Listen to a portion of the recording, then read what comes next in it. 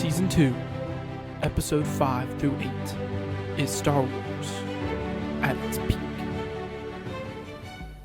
Let's start at Episode 5, where they attack Geonosis to do two things. To 1, destroy a droid factory, and 2, capture Poggle the Lesser. But on their entry into the planet, it doesn't go as planned. Kenobi and his ships get shot down. Ki-Adi-Mundi and his ships get shot down. And then Anakin and Ahsoka's ships also get shot down. Kenobi's ship managed to crash land at the landing spot, but the rest of them were far off. But Kenobi's landing spot wasn't as safe as they would hope. So Anakin and Ki-Adi-Mundi must regroup with Obi-Wan Kenobi. Ki-Adi-Mundi decides to go through some catacombs as a shortcut, which they make it through, but not without their losses. And on the other side, they see Anakin and Ahsoka's troops, who had just climbed over this huge wall and blew it up from the inside, as Anakin and Ahsoka kept up with their kill counts. How many droids have you shut down so far? 25! You're falling behind. And then Obi-Wan and his troops get cornered, and they all circle up around him, and he is gravely injured from the crash landing, barely being able to move. And that is when we get this awesome moment.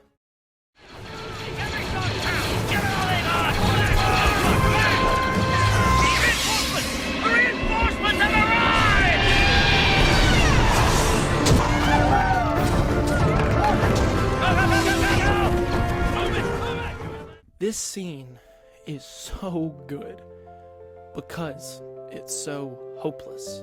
The instant that he stands up, he knows that this is the end of his life. He's ready to make a final, last stand. But then right as that happens, not even a second later, help arrives. And it feels so good. It's such a good scene. I love it. Just him willing to be able to die for his clones and for the Republic just shows the character of Obi-Wan Kenobi, which is hard to hate. And then as the reinforcements come, they destroy every Geonosian and every last droid, sealing not the victory, but just not defeat. But that's the end of Episode 5. Now, on to 6. This episode is widely revered as one of the best episodes in Star Wars The Clone Wars. You see the difference between Luminara Unduli and Barriss Offee in their calm collectedness and thorough thinking, comparatively to Anakin and Ahsoka, who are brash and don't care for rules. But how both of them can work in different scenarios, and how their dynamics are both good and bad. This episode starts immediately with Anakin and Ahsoka fighting. This was supposed to be Ahsoka's briefing, but Anakin is taking over, interrupting her, and not letting her finish. This conversation continues until Luminara Unduli and Barriss Offee arrive. But it's seen later in their conversation with them four, where Anakin doesn't fully trust Ahsoka Tano, but is willing to let her go on this mission, but scared not for her ability, but that she might die. Anakin has this feeling towards Ahsoka because he cares about her. And Luminara, for her better or worse, has less of an attachment to Barriss. So Ahsoka and Barriss are given this assignment to go destroy the droid factory from the catacombs under it. They bring some detonators with them and have to go blow it up from the inside. And Anakin and Luminara make a diversion when Anakin says, As long as we can destroy them faster than they can make them, we'll come out on top. I love your simple logic, Skywalker. Here we go. Ahsoka and Barriss place the detonators, some Geonosians in a super tank roll in, and they sabotage their plan, stealing the detonators and bombs. So, Ahsoka and Barriss have to improvise. I'm sorry, Master.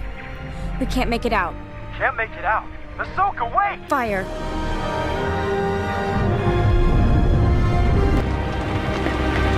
We cannot abandon our Padawans. If my Padawan has perished, I will mourn her, but I will celebrate her as well through her memory.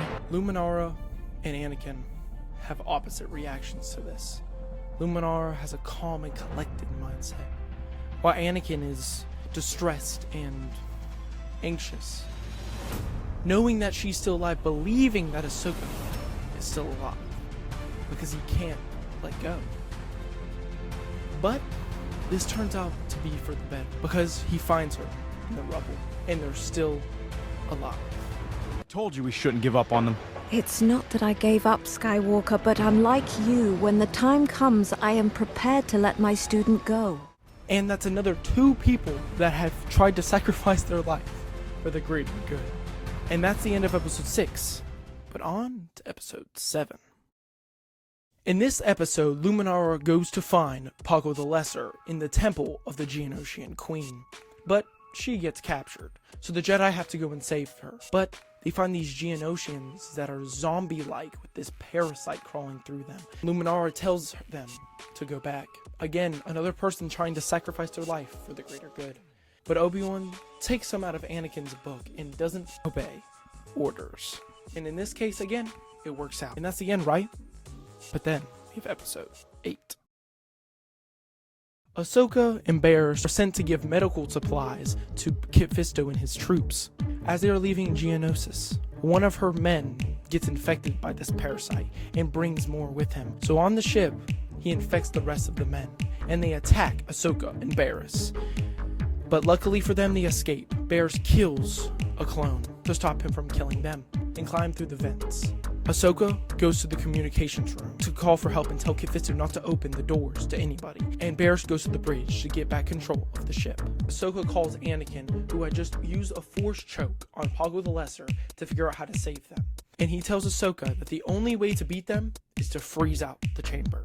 But right as she learns this, she turns to her right and sees Barriss Offee. Everything's good, but that wasn't true.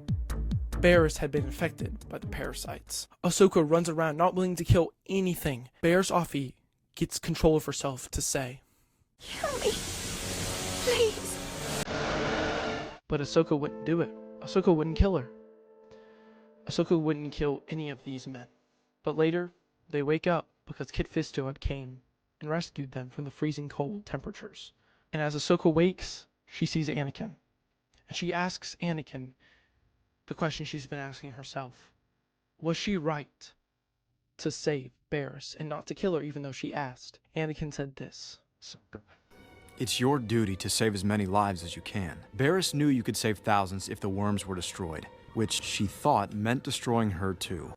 And I think this is an amazing line that fits their character dynamic so perfectly and shows the difference between Luminara and Barriss and then Anakin and Ahsoka, and how they're so much different and why each way is good. Being able to let go as a Jedi is good in this time of war, because if you don't let go of your losses, you'll never be able to overcome them.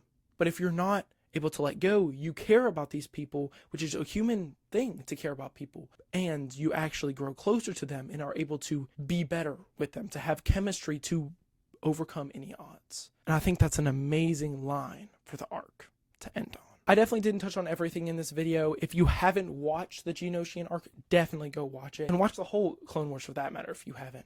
And I'll give you a little sneak peek since you stayed at the end of the video. The video I was talking about earlier was I'm watching and ranking every single Star Wars movie and show. So if you want to see that, like and subscribe. And also just do it because you enjoyed the video. It's greatly appreciated and it means a lot. And also, if you're extra generous, you could check out my Patreon. It's on my homepage and you can check it there. And as always, thanks for watching and have a great day. Peace.